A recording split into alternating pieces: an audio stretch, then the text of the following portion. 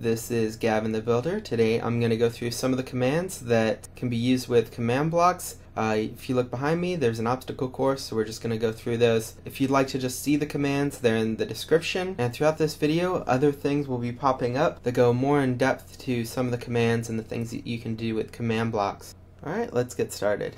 The first thing you need to do to give yourself a command block is to just give your player or at nearest player, and then the command block is 137 and it will give you a command block. Also, if you're playing this on a server, you need to have the command blocks enabled on the server. So changing your game mode to survival is game mode to S, which is survival at the nearest player. So this would switch me to survival. If you want to switch to adventure mode, this is game mode, adventure mode to any random player on the server. If you push that, it's going to update me because I'm the only person on this server.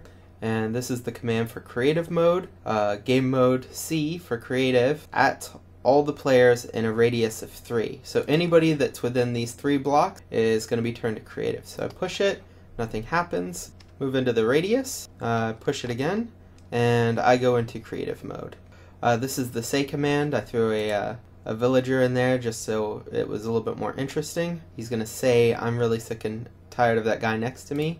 Push the button, and this is going to say it to anybody on the server. If you want a more limited command, this is a tell command. In the block, it's going to tell the nearest person in a radius of 4, you need to go away, and this is essentially going to whisper to you. This is the me command. It's going to tell the nearest player, and it's going to check if they're level 1, so they have to be at least level 1, and then the block will tell them, keep going, there's a lot to learn, and then it will say the name of the nearest player. And nothing happens. If you look down, I don't have a level, so I'm going to give myself a level. I just gave myself 100 levels of experience. So now when I push the block, it's going to tell me the prompt or the dialogue. So moving on, the next thing you might want to do is give a player an item. This command says give nearest player item 276. So when they walk over the pressure plate, they get that item, which is a sword. The next prompt is maybe you don't want a person to have a certain item. You can clear that item by just going clear at nearest player, and then it's going to take my sword away from me. You can clear everything the person has, so it's clear and then the nearest person, and it's going to clear out all their inventory. So I gave myself a bunch of swords, so you can see this at work. I hit the button and it removes all 7 items from me, so I don't have anything in my inventory anymore. The teleporting can be done in 2 separate ways. This is the first way. This is going to teleport the nearest player to this specific location, which is across the lava moat. If I push it, it's just going to teleport me to this exact block. So that's where I was, and this is where I am now. And this is the second way. This is the teleportation by addition or subtraction. So this is going to move me 1 block over. It's not going to change my height, and then it's going to move me 11 blocks forward. So I'll end up over here on the other side.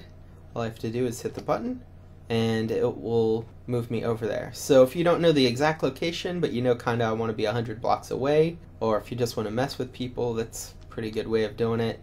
If you just want to use it for an elevator and you just want to move, 4 blocks up in the air, that would be a good way of doing it.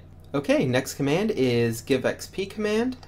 This is give XP 40 levels to the nearest player, and this is just going to give me 40 levels, which is the perfect amount if you want to enchant something or if you need to repair something. Next one is take XP command.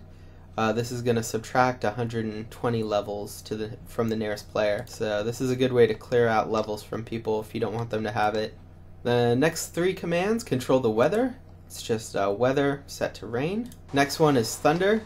Just changes weather to thunder. Eventually you'll get lightning strikes. Setting the weather to clear. So if you just want no rain, maybe it lags too much on your server or your computer, you can set weather to clear. And then 24,000 is an entire day. For 24 Minecraft hours, the weather is going to be clear. So push that.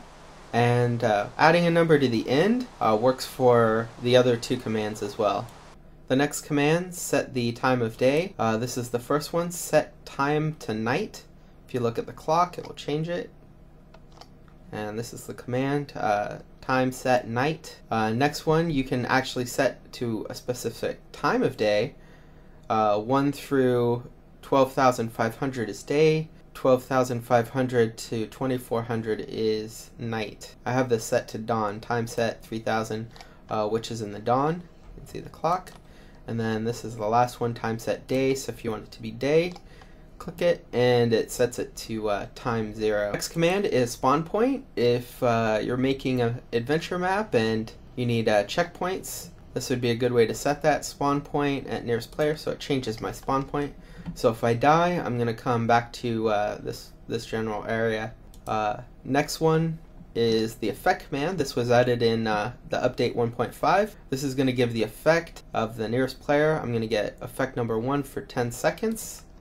If I click it, we'll see I got the kind of the quickness potion effect, and I'll put a link to all the effect numbers. A good way to instantly kill somebody using the effects. This is effect number 7 for 10 seconds, and it's the effect is instant damage. So I click on that and I died. I was killed by magic. So the first of the game mode commands is doTileDrops, and it works like this. This is a command for it. Basically, whenever you break something in survival, we'll drop something. Either it will drop a block or it will drop some fruit or something. If you turn this off, when you break something, it will not drop anything. So this also works for leaves. When leaves get destroyed, they won't drop anything. Or when you break blocks when you're mining, that won't drop anything either. The next game rule is mobGriefing. Basically, it turns off the ability for mobs to grief your map, so creepers won't cause any damage when they explode. Endermen won't steal blocks. So if you come up on a creeper and you hit it and it explodes, you can see that it left no damage. The next game rule is doFireTick. So when you light things on fire and you have FireTick, it will spread and it eventually will consume the block. If you turn that to false, it will no longer spread or consume the block, but the fire will go on forever and ever. There we go. You can see it was going to eat the leaves pretty quick, but now it's pretty much just going to stay like this forever. You can come by and extinguish, or you can just let them go if you think it looks nice. Or if you're trying to make a fireplace in a house, turning off FireTick is a good way to keep the fire from burning down your house. Same with lava. The next game rule is doMobLoot. Look at the command. So basically when you kill a cow, they will drop all sorts of goodies. If you turn this to false, you'll turn that off, and mobs will no longer drop anything when you kill them. The next game rule is keepInventory. So game rule, keep inventory true. And you end up dying, kill. When you respawn, you get to keep all your stuff, so you don't drop anything. doMobSpawning is the next game rule. Game rule doMobSpawning false. I have a bunch of the slimes all around here because I'm on super flat. So if you turn that off, eventually all the slimes will despawn and no more new slimes will spawn. And that works for everything. Nothing will spawn anymore. So I won't ever get any creepers during the night or any zombies or anything like that. And the last game rule that I'm going to go into is commandBlockOutput false. You can see I've gotten all these command outputs throughout the entire time I've been doing this video. I can turn that to false, and once I've turned that to false, you no longer see any of this stuff updating anymore, so I don't get any of that gray text. Because of time, I wasn't able to cover the scoreboards. Throw a link up on the screen, and I'll put a link to all the other videos that I made to kind of go more in depth into command blocks and the commands that I have. And thanks for watching. I hope this helped you out.